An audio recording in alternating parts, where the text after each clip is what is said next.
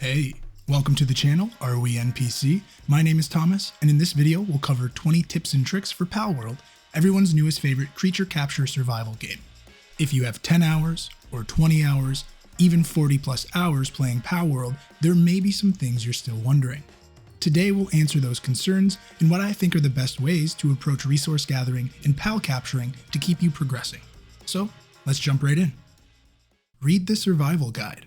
You can access this by pressing Start, going to Options, and then opening the Survival Guide menu.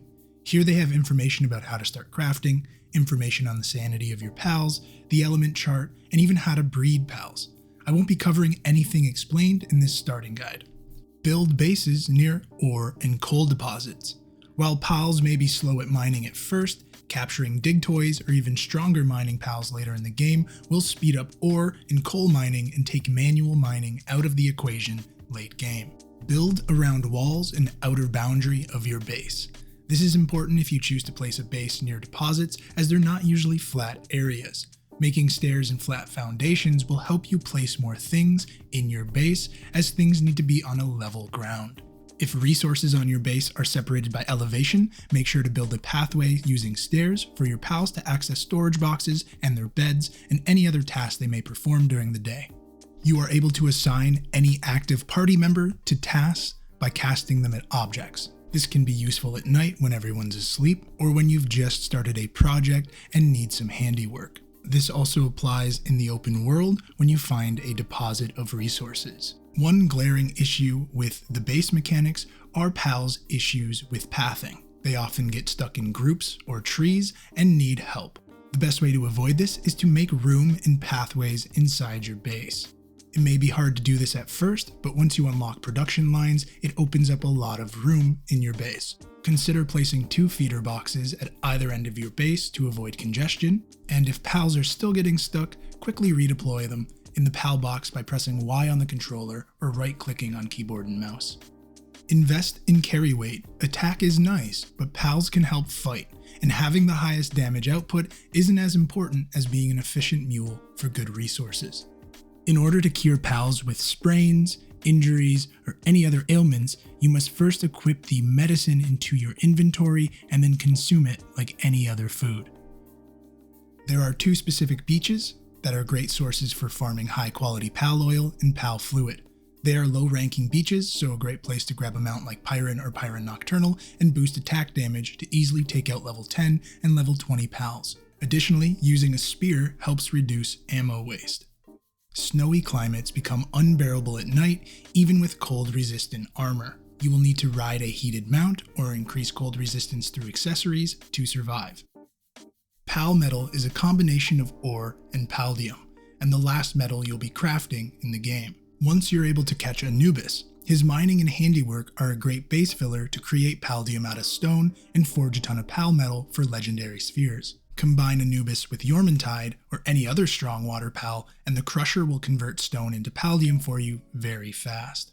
The pump shotgun has one of the best damage outputs mid-game and helps control ammo spend. After getting boss pals to low health with the shotgun, switch to a handgun to take boss pals to a minimum of 35 to 60 health before casting a sphere. In this health range, pals have the highest capture rate and will help reduce wasting spheres that take a lot of resources to craft. Dungeons in the open world can be repeated within the same time allotment, offering a random boss each time. These dungeons do disappear after the timer expires. Don't worry, however, because they will return eventually. Mark them on your map with a boss symbol and farm the ones that are closest to fast travel points. Once completing a dungeon, 2 chests will appear at the end. Each chest has a chance to drop learning manuals, increasing tech points, or weapon and armor schematics. It is important to check your partner skills, which can be unlocked crafting harnesses. They often provide huge bonuses to pals and yourself. Some provide vital skills during combat like healing with Liline. Her special ability and Fellbat are some of the only ways to heal during combat. When it comes to criminal activity in the sanctuaries, avoid getting close to PIDF officers, and no heat level will be accumulated at the sanctuaries. These locations house rare and alternate forms of pals, and are one of the ways to get really cool pals early on.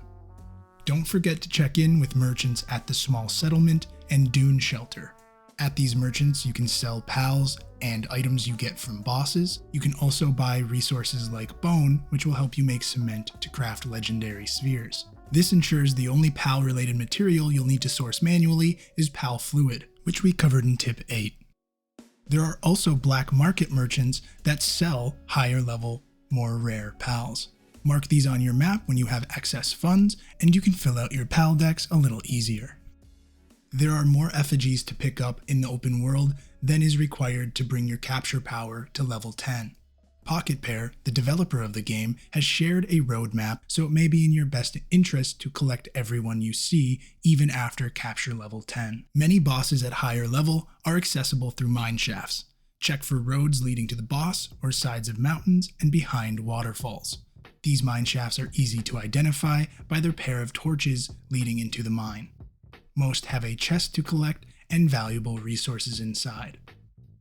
It is okay to try and capture pals higher level than you. Just make sure to use spheres with at least 30% chance or more at capture. Not doing so can result in a lot of wasted spheres. Use the environment during high-level boss fights and kite the enemy around rocks or other obstacles to give yourself a chance to regenerate your shield. I've done this capturing a level 50 boss at level 49 where I was very underprepared. Remember to swap out pals before they die in battle to let them regenerate back health if you have a feeding bag. This way you can survive long fights and not have to dodge every attack. Additionally, call back pals into their spheres when bosses are at low health. This will allow you to swap to a lower damage weapon and more accurately decrease the health bar into a good capture range. And there it is, 20 different tips and tricks to help you out in Palworld. Let me know if you have any of your own tips and tricks that I might have missed down in the comments. And subscribe if you like this Palworld content. We'll be covering Palworld pretty extensively on this channel, so stick around for more. Thank you all so much for watching, and I'll catch you in the next one.